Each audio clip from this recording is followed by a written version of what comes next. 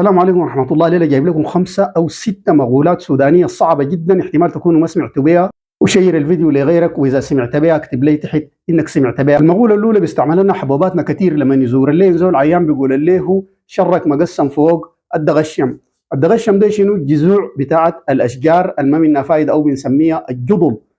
فحبوباتنا بيتمنى إنه الشر جاك أنت ربنا يوزعه عليه الشيء. المقولة الثانية اللي بنضربها بنقول شنو؟ الخريف البكة التقل، ودي كلمة بنقولها لشنو؟ التقل ده الجرد، نوع من أنواع الجرد. مثلا إذا حاولت ترفع لك حاجة ثقيلة وما قدرت ترفعها، زول واقف جنبك بيقول لك الخريف البكة التقل. المقولة الثالثة اللي هي بقول لك ده زرعه ولا قام بروس. البروس هو باقي البذور اللي بتفضل من الزراعة. مثلا أنت زارع قمح وحصدته، في واحد يتحتى وقع في الأرض السنة الجاية قام براو، ده بقول لك شنو؟ البروس. فبقول لك زرعوه ولا قام بروس، وده بنضربه للزول اللي بيكون غير مرغوب فيه.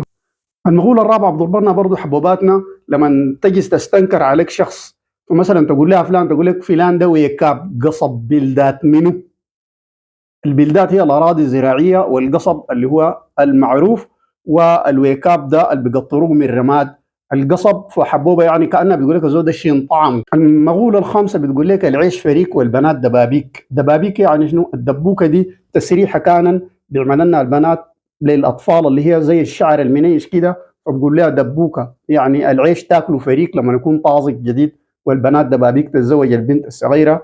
المقولة الأخيرة من تراث أهلنا البجا بيقول لك هداي عشقيب آخره مشقيب، يعني الزواج بتاع العشق آخره دائما بيكون شقا. شكرا لكم، يديكم العافية.